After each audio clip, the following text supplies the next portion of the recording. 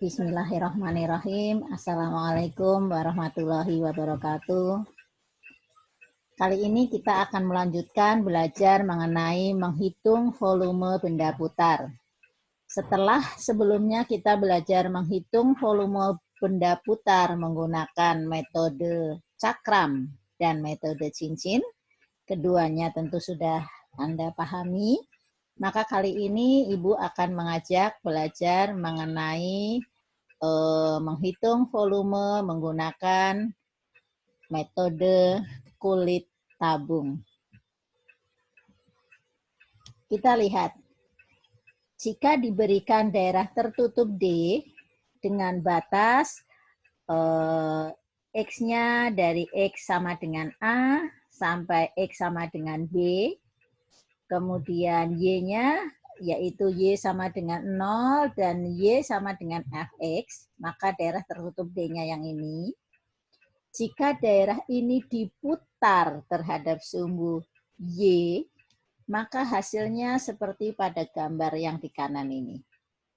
Seperti kue bolu yang tengahnya berlubang gitu ya. Nah, bagaimanakah cara menghitung volume benda putar tersebut? Tentu kita lihat, kita dalam hal ini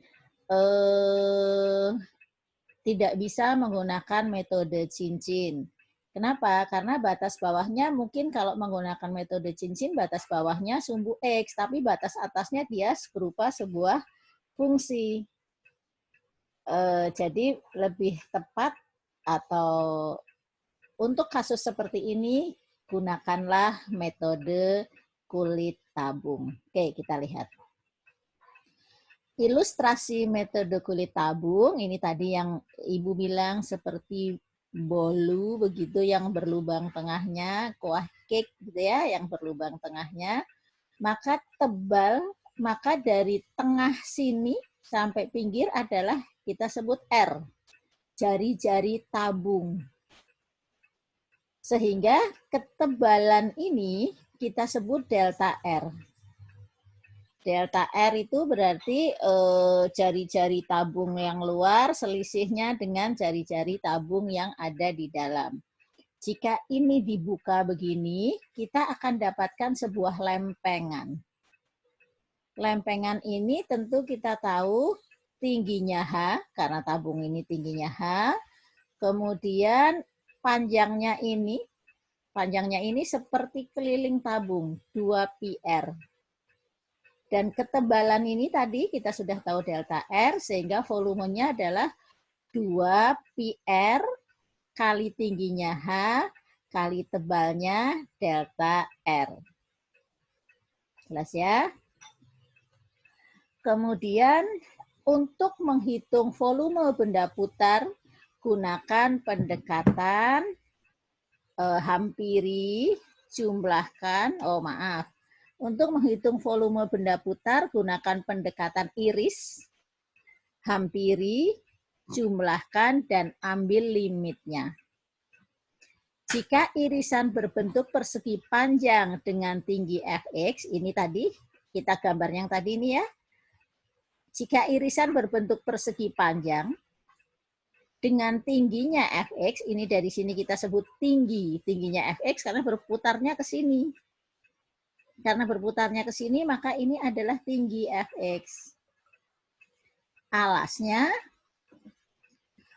delta X serta berjarak X, jaraknya X. Jarak delta X ini dari sumbu Y karena diputar terhadap sumbu Y juga, akan diperoleh suatu kulit tabung. Kita lihat kulit tabungnya ini bagaimana. Kulit tabung dengan tinggi Fx, jari-jarinya dari sini X, jari-jari. Ketika diputar ada jari-jari. Kemudian tebalnya adalah delta X. Jadi delta V adalah setara dengan 2pi X kali Fx tinggi tadi delta X. Ingat ya, tadi ya 2px, 2pi, kalau tadi ditabung adalah 2pr, ini 2px, kali tingginya ditabung H, di sini tingginya adalah Fx, kali tebal, tebalnya delta R, kalau ditabung, kalau di sini tebalnya delta X. Sehingga volumenya, formula volumenya dalam bentuk integral menjadi tentu penjumlahan Riemann segala macam ya. V sama dengan 2pi integral X, cari-cari, kali Fx tingginya dx, di mana batas bawahnya adalah A, batas atasnya adalah B integral ini. Oke, kita lanjutkan. Oh, catatan, jari-jari itu adalah jarak dari partisi ke sumbu putar. Oke. Contoh, tentukan volume benda putar yang terjadi jika daerah D yang dibatasi oleh Y sama dengan X kuadrat, sumbu X, dan garis X sama dengan 2 diputar terhadap sumbu Y. Ingat-ingat ya, kita lihat grafiknya begini. Y sama dengan X kuadrat, sumbu X, dan garis X sama dengan 2, sehingga daerah tertutupnya ini. Nah, hitung perintahnya tadi, volume jika daerah D ini diputar terhadap sumbu Y. Oke, jika irisan dengan tinggi X kuadrat, kalau kita iris ini, irisan ini tingginya X kuadrat. Tebalnya tentu delta X, dan dari sumbu Y ke sini berjarak X. Ya, berjarak X dari sumbu Y, kemudian diputar terhadap sumbu Y, akan diperoleh kulit tabung dengan tinggi X kuadrat, tebalnya delta X, dan jari-jarinya X. Sehingga kita dapatkan bahwa delta V sama dengan 2pi kali tadi jari-jarinya X, kali tingginya X kuadrat, kali tebalnya delta X. Sehingga kita peroleh sama dengan 2pi kali X pangkat 3 kali delta X. Sehingga kalau dituliskan dalam bentuk integral, kita dapatkan V sama dengan 2pi, integralnya X kuadrat dx, X pangkat 3 dx, X pangkat 3 dx, batasnya 0 sampai 2.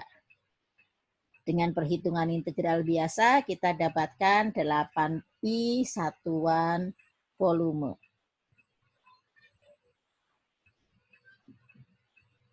Oke. Catatan. Metode cakram atau cincin, irisannya dibuat tegak lurus terhadap sumbu putar. Sehingga ketika kita bicara sumbu putarnya adalah sumbu X, maka irisannya dibuat tegak lurus. Dan ini yang berputar begini, menjadi irisan ini, menjadi ini yang disebut jari-jari. Nah, untuk metode kulit tabung irisannya dibuat sejajar dengan sumbu putar. Untuk contoh tadi, sumbu putarnya adalah sumbu Y, maka irisannya sejajar dengan sumbu putar, sehingga berputarnya kemudian begini. Nah, karena berputarnya begini, maka dari sini ke sini adalah tinggi, ini adalah tebalnya, kemudian jarak dari sini ke sumbu putar kita sebut X. Atau kita sebut jari-jari. Jadi, ulangi lagi, metode cakram atau cincin, irisannya dibuat tegak lurus terhadap sumbu putar, sehingga yang kita bicarakan adalah kemudian jari-jari kuadrat. Tetapi kalau untuk metode kulit tabung, irisan dibuat sejajar dengan sumbu putar. Jika daerah dan sumbu putarnya sama, daerahnya dan sumbu putarnya sama, maka perhitungan dengan metode cakram atau cincin dan metode kulit tabung akan menghasilkan hasil yang sama. Gitu ya, kalau daerahnya yang akan diputar sama, sumbu putarnya sama, perhitungan dengan apapun sama. Selama secara metode bisa dilakukan, hasilnya sama. Oke, terima kasih. Semoga jelas. Setelah ini akan dibahas soal-soal untuk bisa membedakan mana atau kapan kita menggunakan metode cakram, kapan menggunakan metode cincin, dan kapan menggunakan metode kulit tabung. Terima kasih atas perhatiannya. Semoga dapat dipahami. Assalamualaikum.